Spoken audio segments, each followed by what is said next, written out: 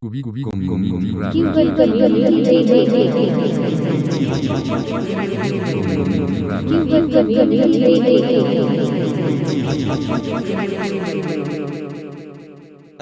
tuned into Cubitt Community Radio for another special episode of Slippy Discussions with me, Unknown Niece.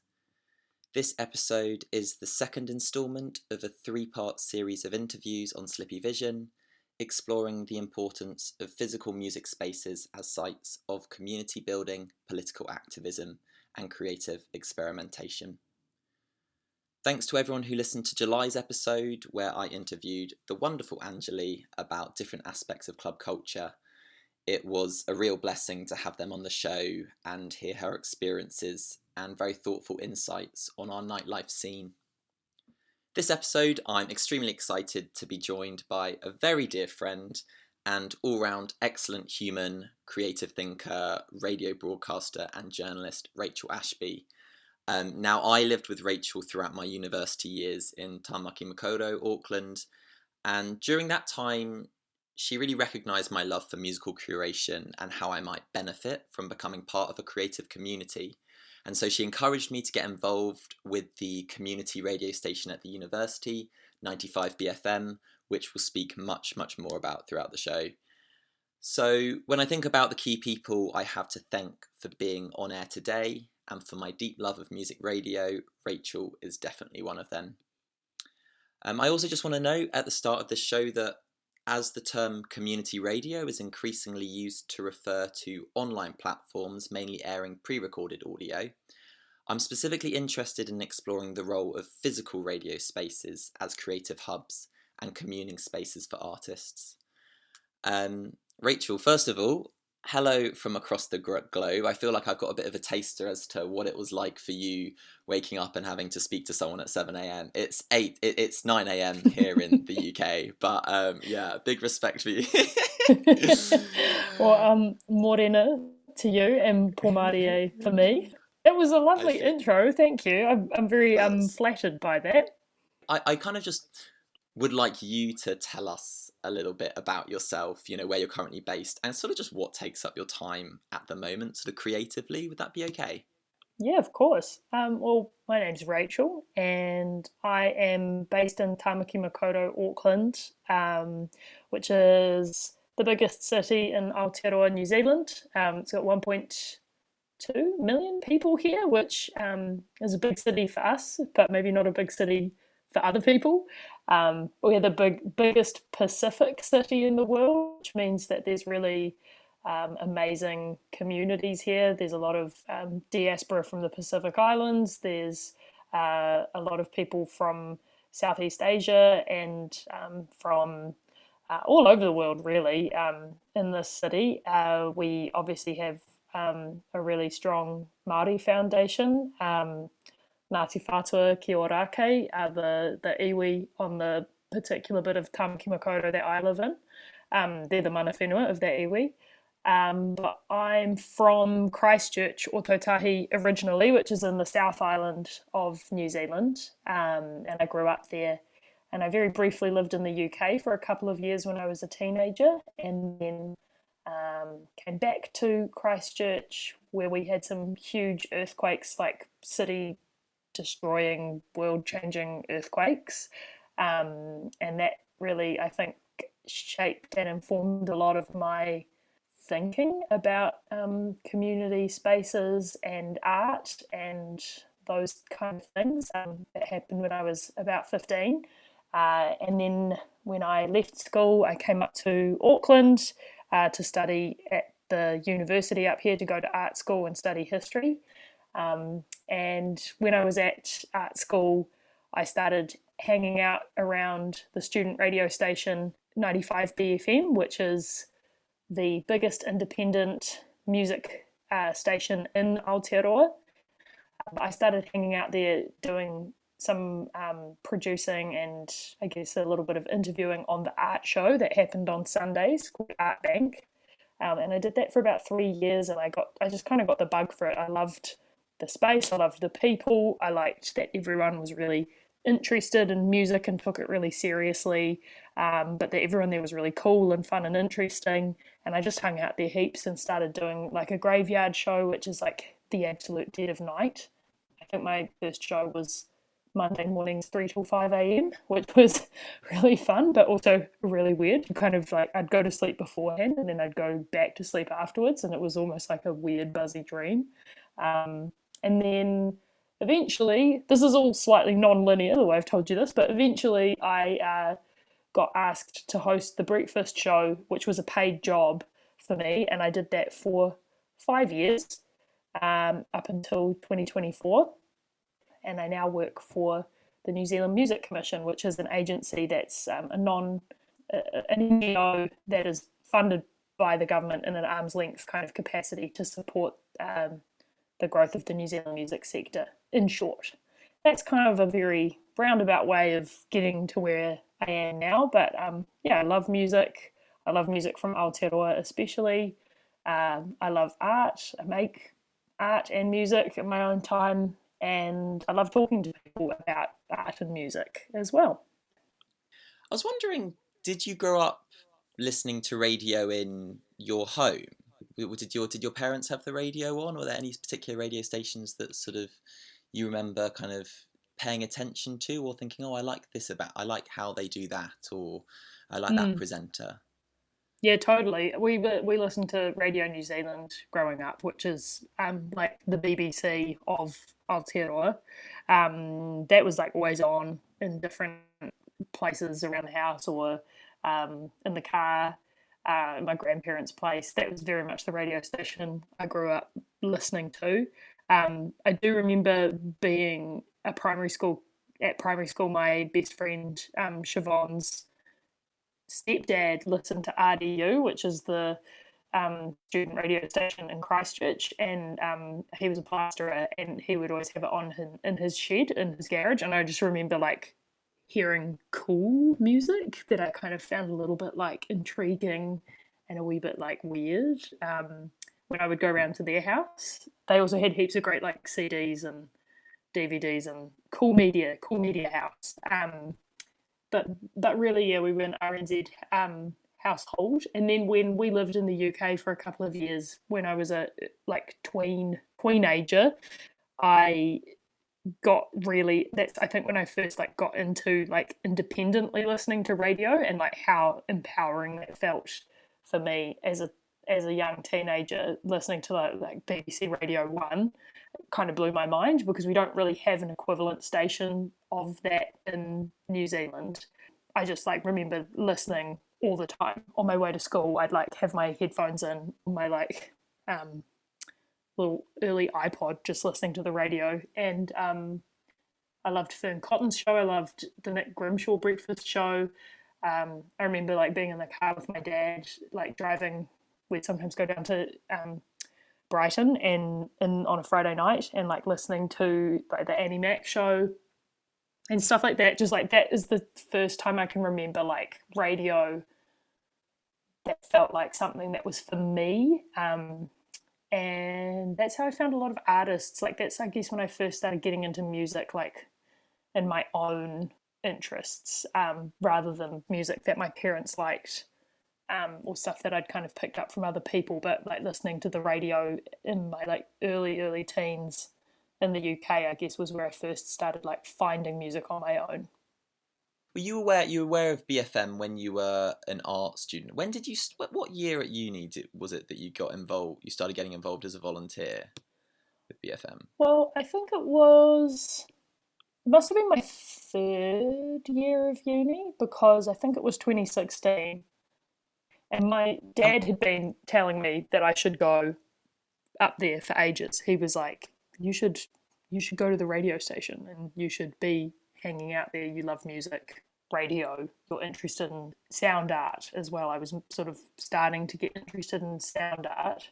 he was like, "You should be hanging out there," and I was like, "No, no, no." And then he was like, "Absolutely right." But I think everyone's I, experience. I think everyone's yeah, experience of BFM is like being too intimidated. I think I was too totally. intimidated to go up for about 2 years, and then you realize that Yeah, everyone's just a bunch of nerds. everyone's nerds. They're just nerds who like cool music and wear cool clothes, and that's the intimidating bit. But when you get up there, you realize they're actually just nerds, big nerds. So that was great. Once I realized everyone was a nerd, it was also much easier to hang out there. But also, I think I started at a time when there were a lot of people like working to make it a much more approachable space for people. I think it had maybe fallen into a couple of years of being a little bit clickier than is healthy for it to be. And so for me, like I walked in at a great time and everyone was really open and excited about it. But I know that some friends of mine who maybe even started 6 months earlier as volunteers, like it was a wee bit of a slightly different culture when they first arrived.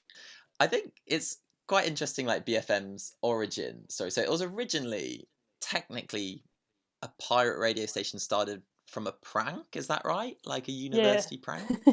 Yeah, I'm probably like someone's gonna listen to this and be like, "You've got this, you've got the history wrong, Rachel." But like, so like, you know, don't Take it take with a my pinch word of for salt. law. Yeah, Yeah, yeah. This can be your but the embellished story. It can be yeah, a yeah, myth. and Yeah, that's how most histories at BFM get passed on, anyways. It's like slightly exaggerated stories to exaggerated stories. But my understanding is that it was a capping stunt. That they started a radio station illegally for a week just to have it in the like capping week at uni, that sort of graduating week. And then it was cool and people liked it, and they through various ways and means managed to keep it going. I think there were variously bits where they were broadcasting without a license and trying to hide the transmitter from the people who with I guess the authority for monitoring if people had a radio license or not. And so there was sort of various schemes to like hide the transmitter and various things like old fridges and stuff so that people they wouldn't get found. It's kind of like hard and easy to describe what BFM is culturally.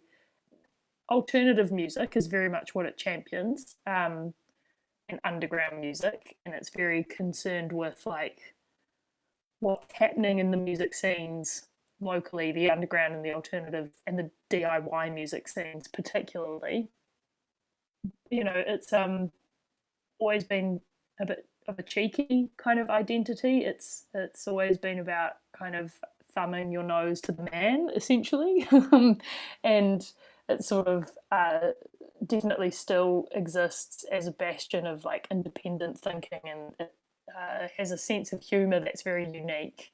But it has also changed a lot over the years and really has cemented as a training ground for new talent. It's like a lot of people's first times that they get a chance to like have their music be legitimized by a community is often through BFM. And there's a lot of bands that have done really, really well across like multiple generations now that BFM or other stations in the student radio network, of which there are currently 5 still active, those have been the kicking off points for various artists' careers or journalists' careers or broadcasters' careers. So yeah, it's a really special and unique thing. And the tagline is "Other radio stations are shit," and I do very much still believe that.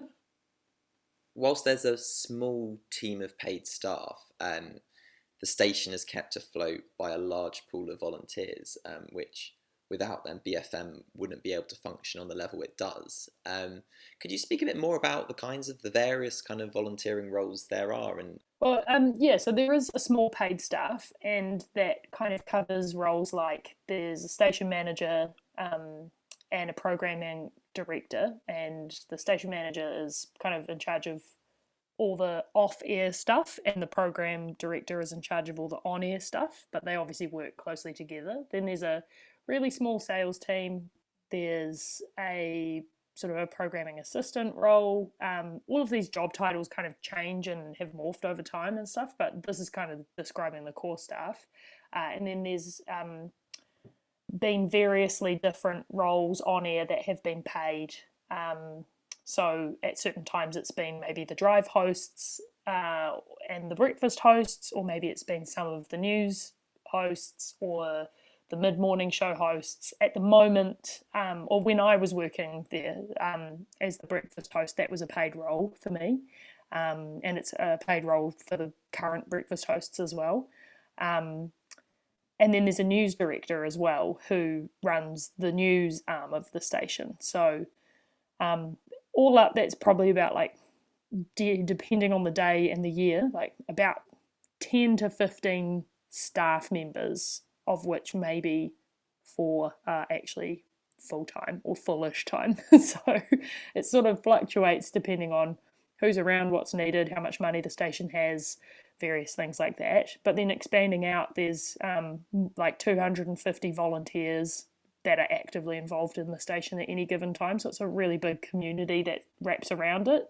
You've got music DJs, you've got news journalists, which are usually students, often student journalists who are maybe studying at the university. They're not all necessarily students, but that tends to be the bulk of who makes up the news team.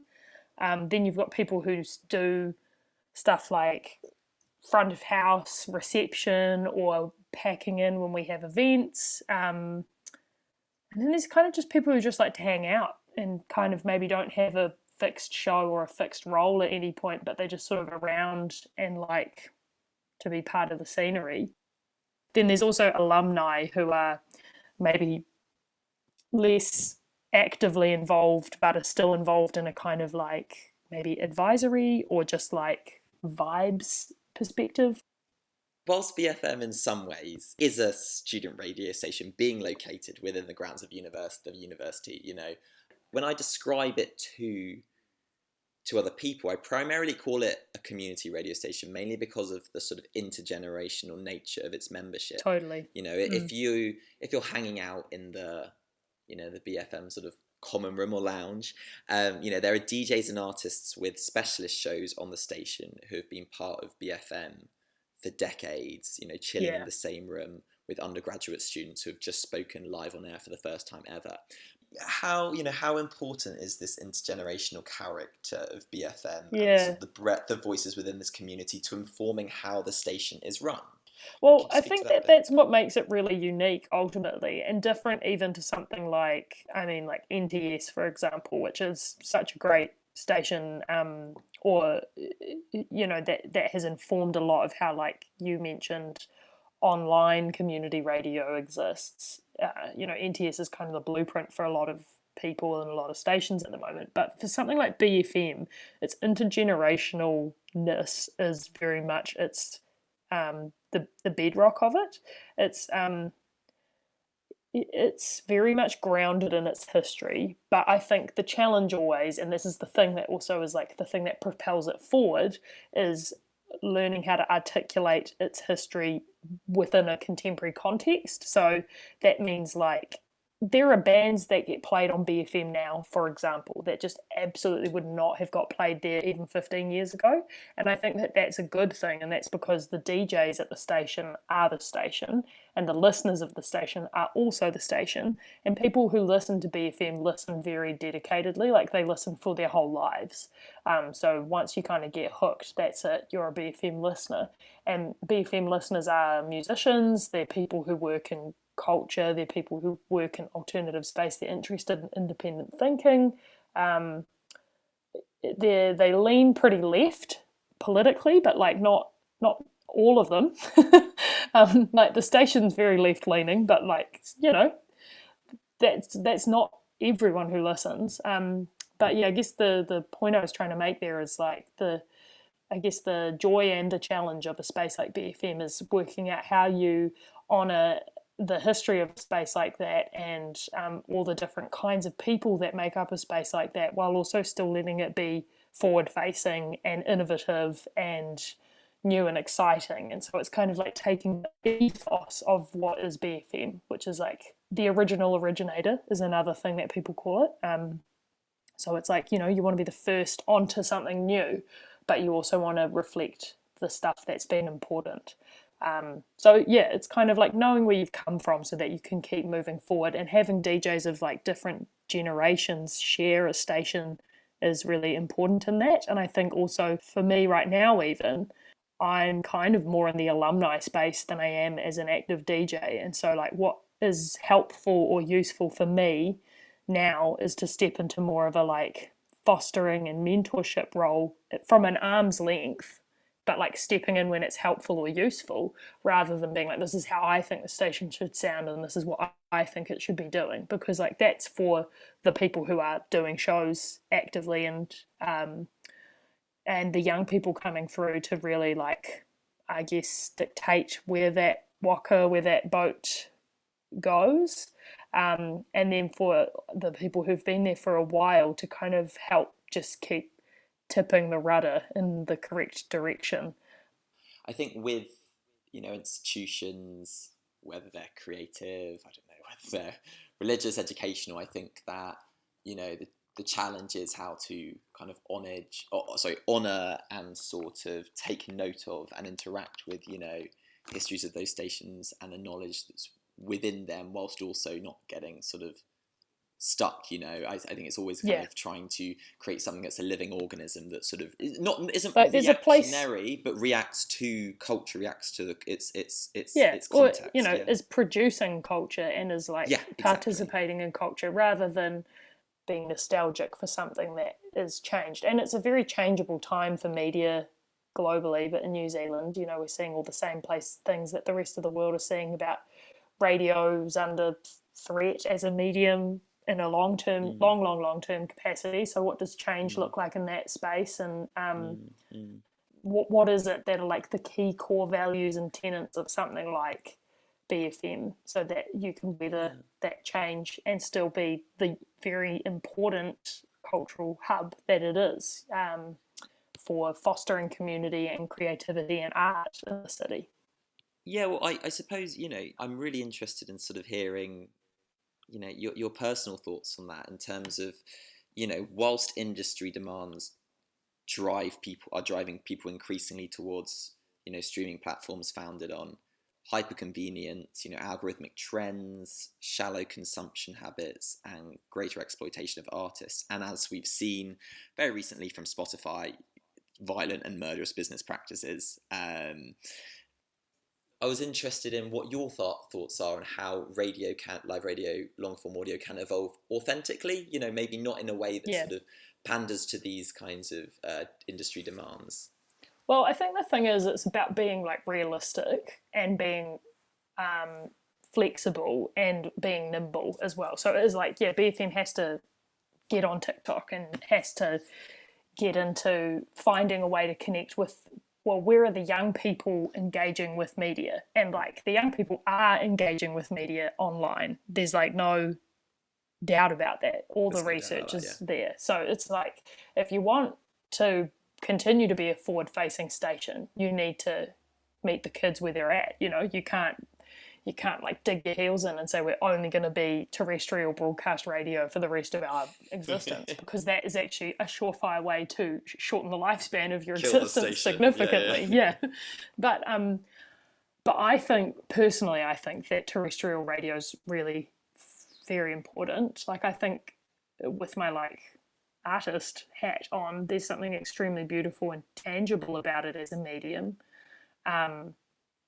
Like, the idea of like waves that you can tune into is pretty magic. I think being multi-platformed or multifaceted is important. Like being on the internet, we already are streamable online. Like, many people tune in via the internet.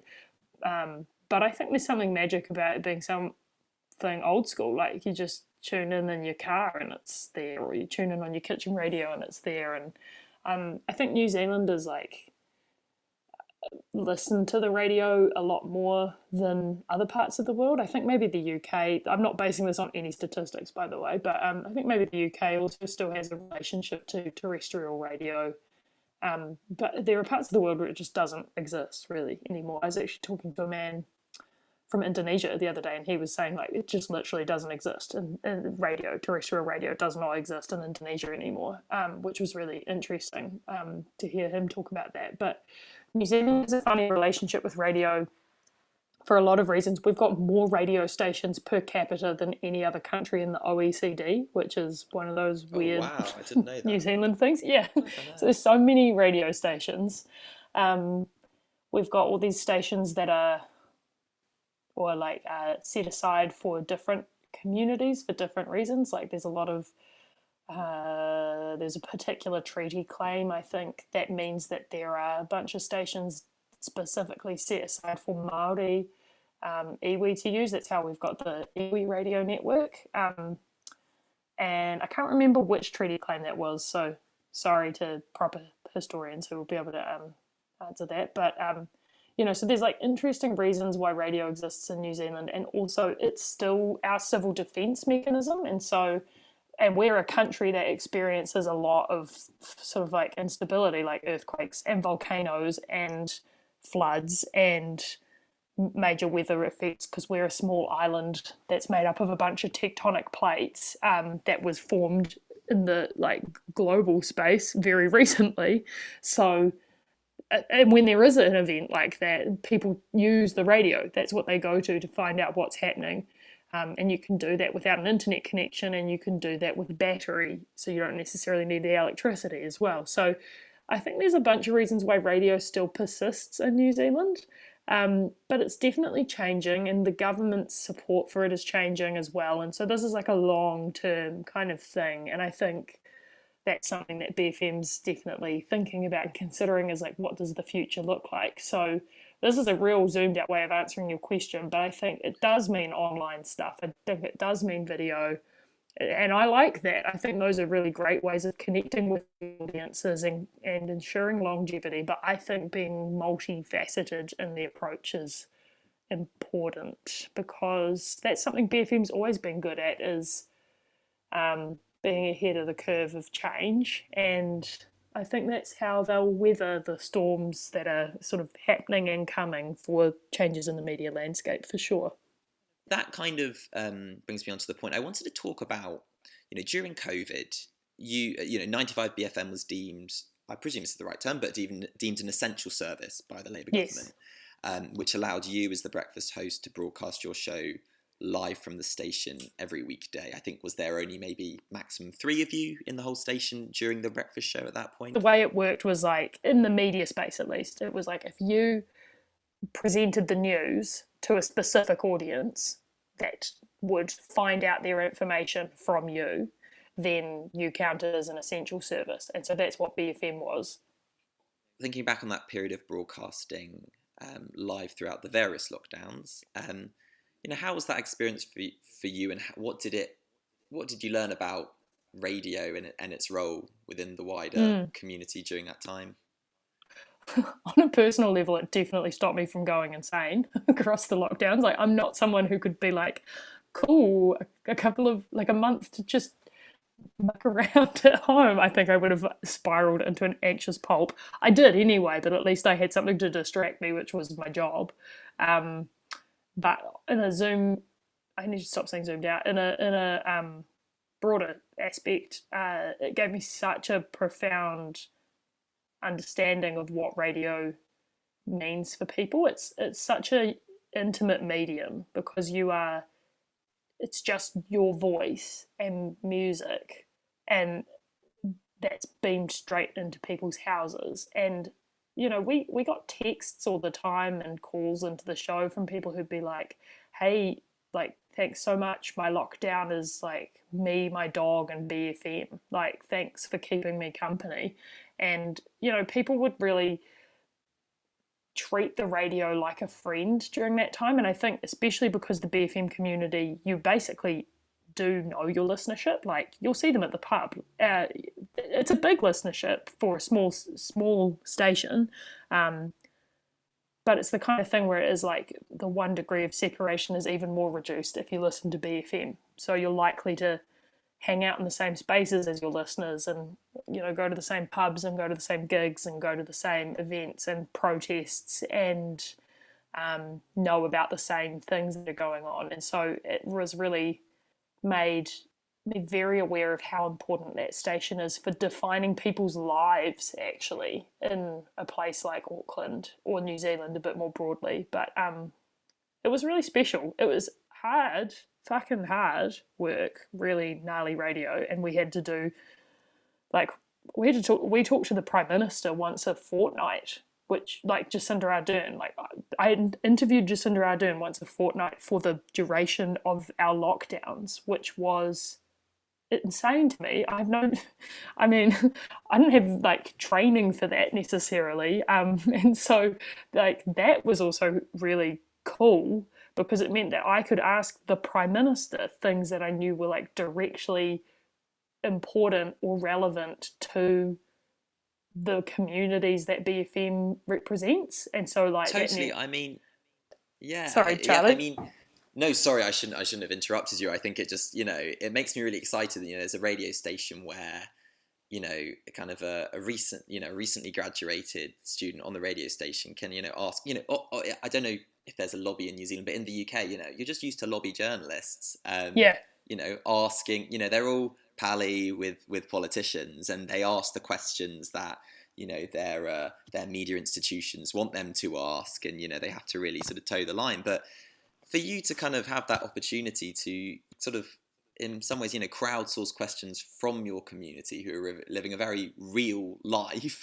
mm. going to work every day, had very, very specific concerns about their health, their well-being, their financial situation. What you did really well is you have an incredible music taste, and you know how to curate really well. But also, I think you understand radio as a really powerful tool for educating and informing audiences through accessible and interactive means. And so, you spoke to the Prime Minister every fortnight, and you also had, am I correct in saying you had some segments where questions on worker and tenant rights were answered by an Yeah. expert? Is that right? Yeah. But Yeah, well, then we you kind of worked also, out things in the pandemic. Like yeah, we'd just hear it would be from listeners, but it would also be from our community. Like we'd hear just like story after story of volunteers on the news team like having the most horrendous flatting experiences, and we'd be like, "That's actually straight up illegal," and they'd be like, "Oh, is it?"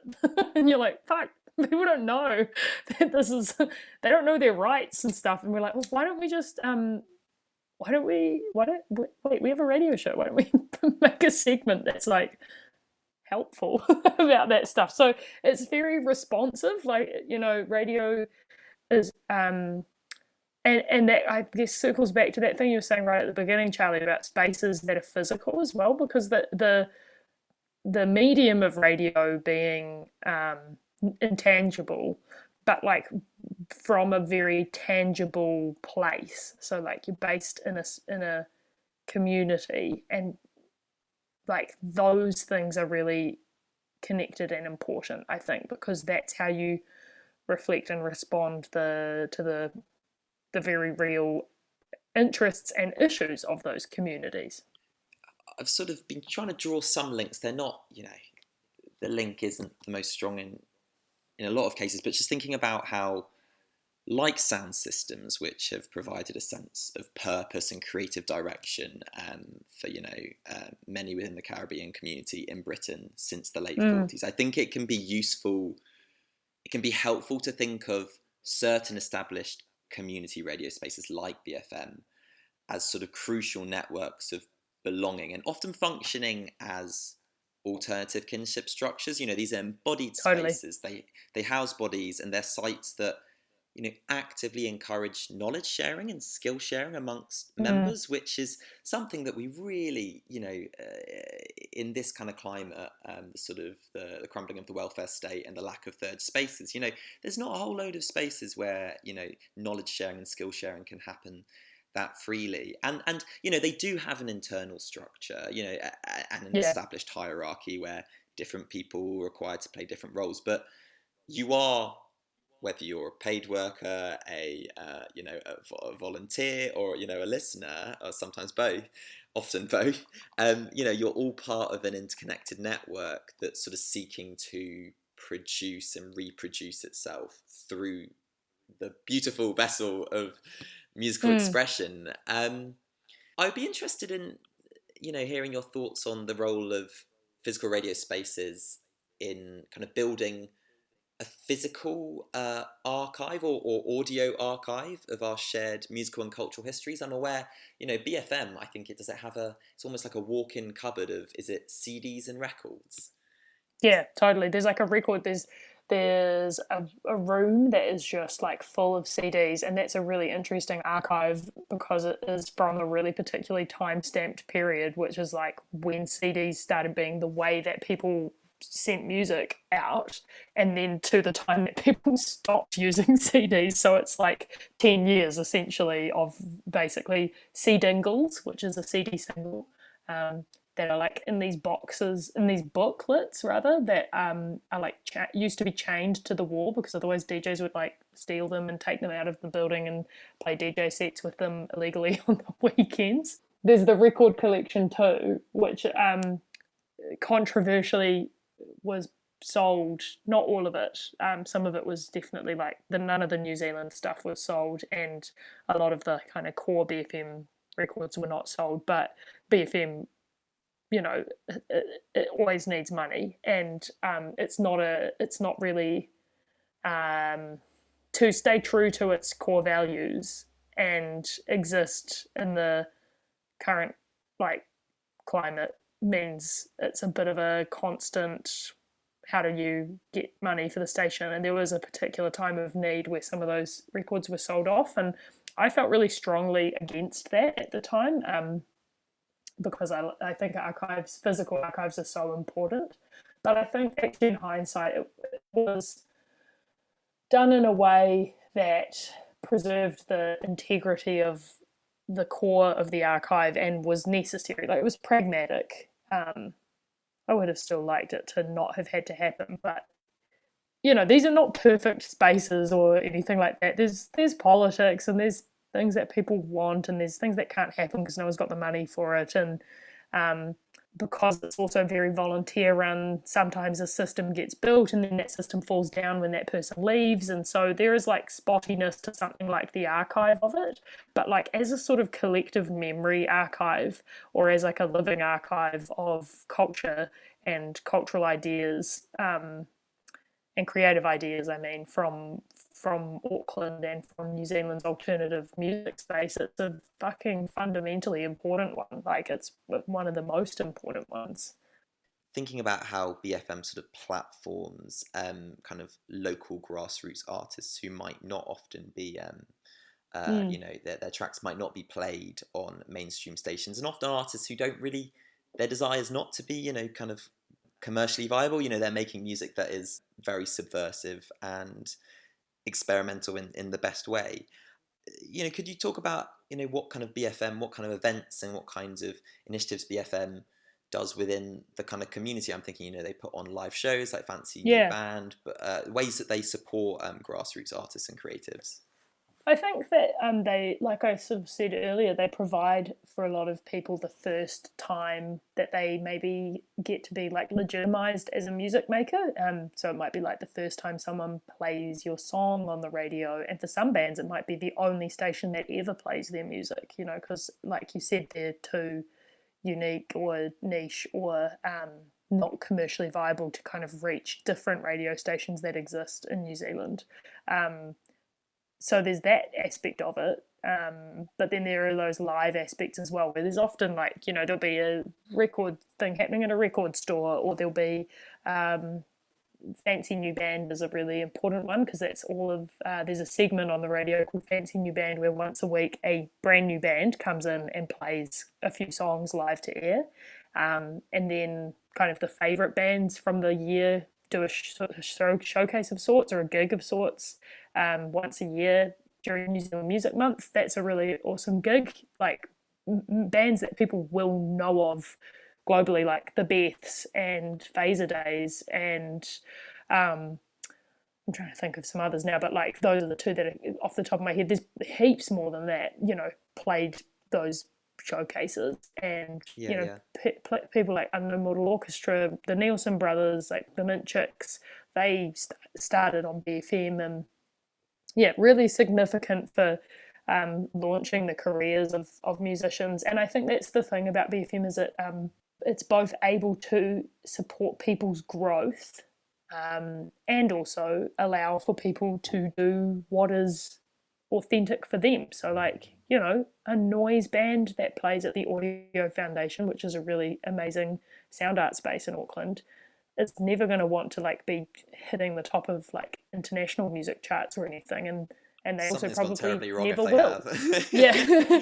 And yeah, they probably never will, and That's that the doesn't mean it's not fucking important and fundamental for the scene. And so BFM will be playing it because it's cool and people want to hear it, but like they'll also be stoked and excited for the Beths being signed to Anti Records, which is like a huge record label, supporting them in the States, and getting to like play to multiple thousands of people every night on a massive US tour. Like, we're just as proud of that as we are of like the band that gets 3 people coming to the Audio Foundation, yeah, so it's like a real totally. champion of the scene in all of its forms.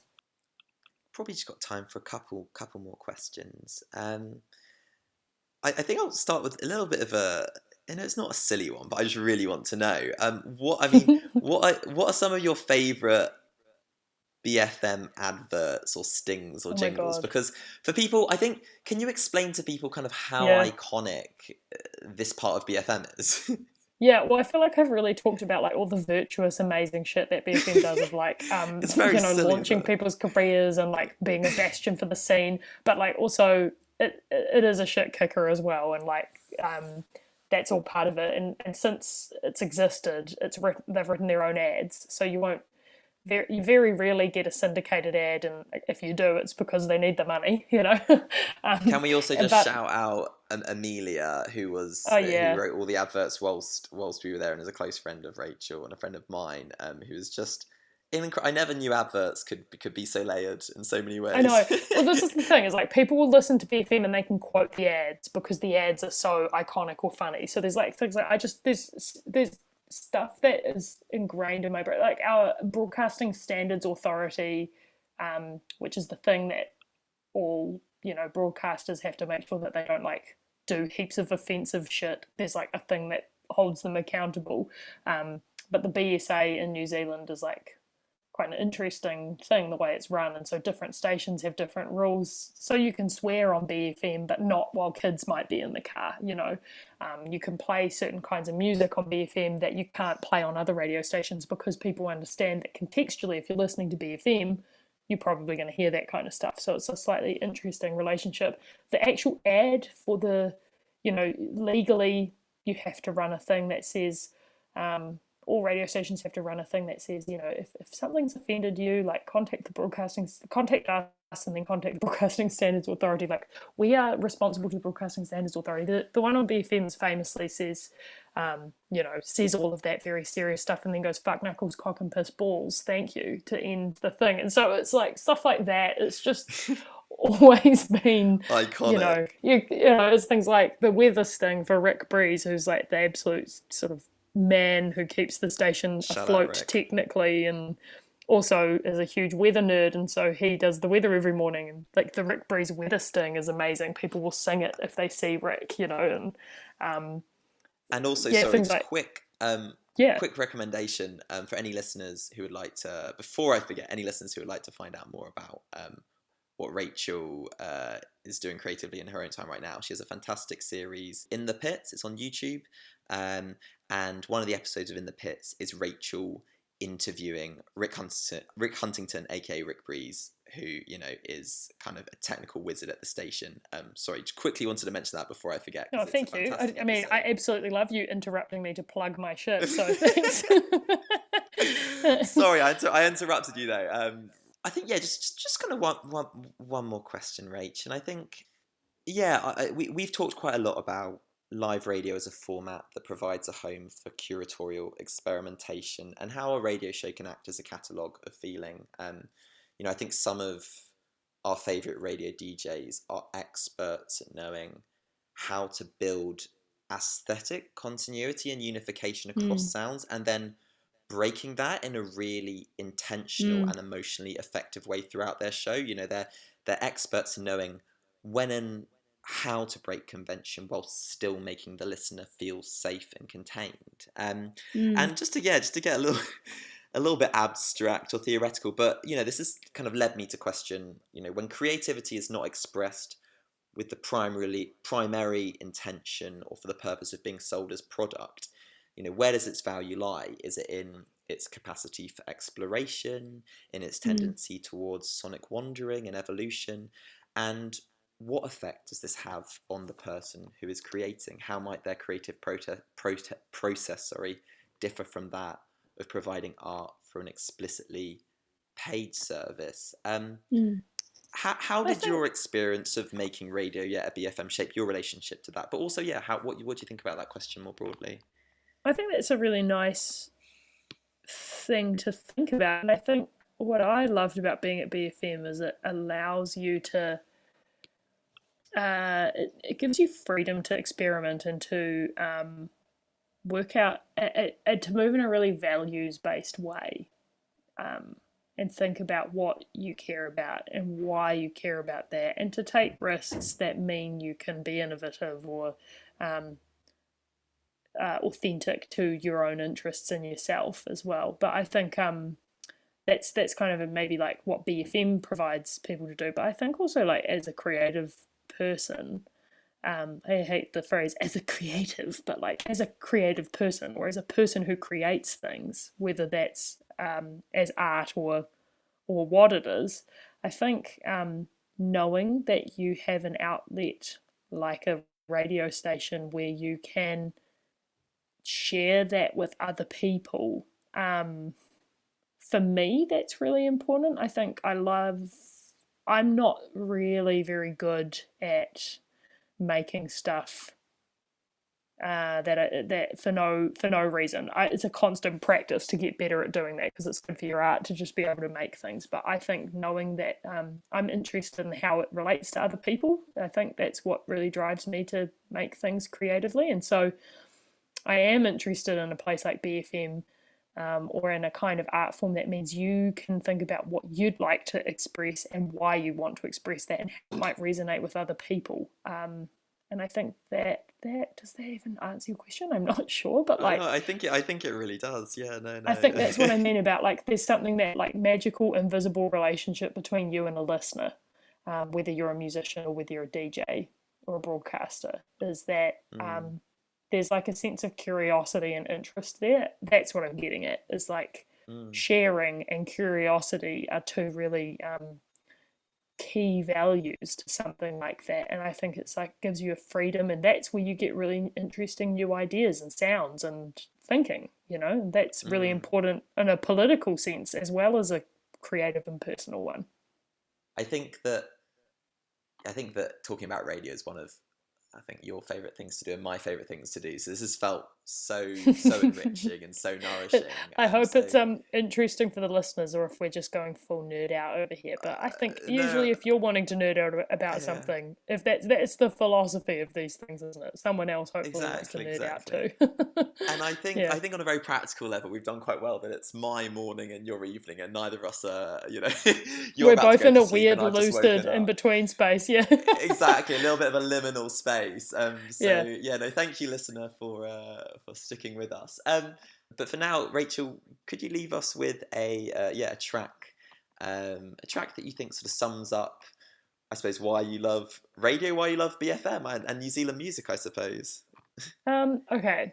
I was thinking about this, and it's a really hard question. There's like two answers that I want to give you. The first one is like when BFM turned 50, had its 50th anniversary, they did the top 95 BFM, because it's 95 BFM, 95.0 is the FM frequency, the top 95 BFM songs of all time, and we broadcast down from 95 to 1 across a whole day, and it was so much fun, such So chaotic sick. radio, so fun. And the number one song was Darcy Clay, Jesus, I Was Evil, which was like a fantastically uh, grotty, fabulous, rungus track that means a lot to people at BFM, and Darcy Clay is dead now, so also, you know, there's like an emotional layer to that too, and he died really, really young, so there's a sadness there, but also the song is fantastic and silly and fun and funny and means a lot to people who are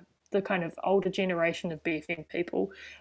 So that's a classic BFM song, but then also I just wanted to play one of my favourite songs that feels like very important of the BFM time that I spent there, and that's Colour Box by Amelia Berry, who you mentioned before wrote all the ads when we were at BFM. She's an amazing musician and just like one of the best songwriters in New Zealand, full stop, period. No notes, no questions on that. Yeah. She's just absolutely the best.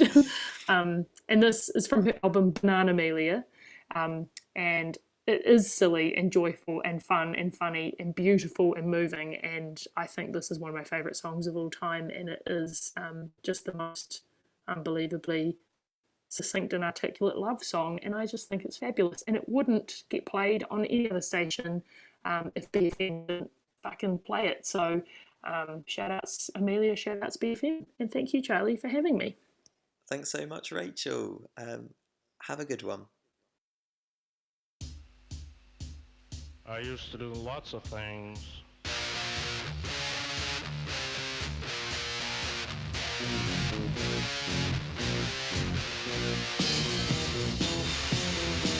I used to do things and I'd say things, and Jesus, I was evil. Take things and break things, and Jesus, I was evil. I never shook babies, I never beat no ladies.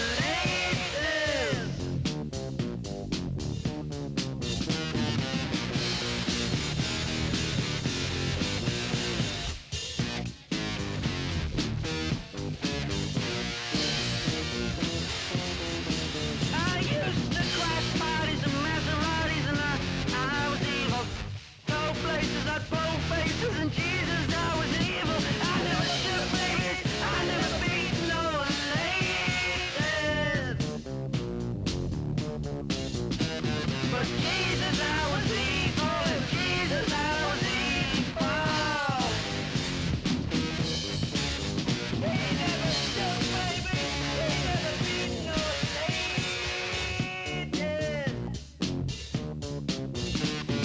Now I help old ladies cross the street, and now I shine the shoes upon my feet, and now I grow the food that feeds the homeless in the streets, and I comb my hair 1 billion times a week, and I sing my prayers before I go to sleep, and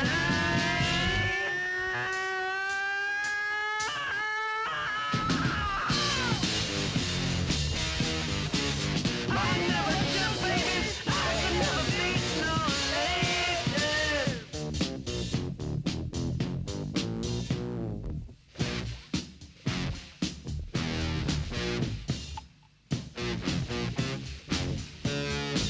I never shook babies, I never beat no ladies.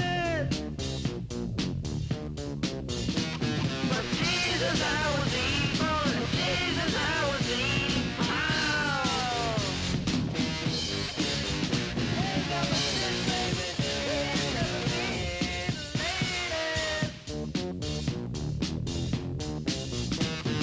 Jesus, I was evil. Jesus, I was evil.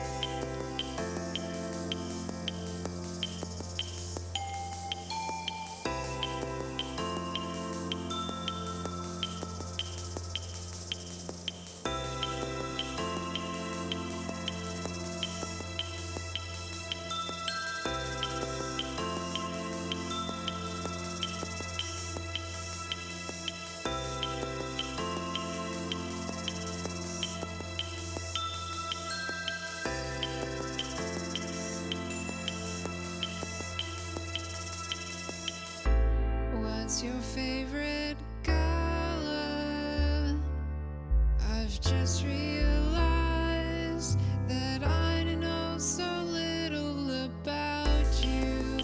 What's your favorite thing to do on a wet Sunday in June? Some cloudy morning when the sun hangs low and the wind ripples through the awning. Your secret world, your secret life, your secret smile tells me it's alright. Your secret song, you sing so soft to me, and I know,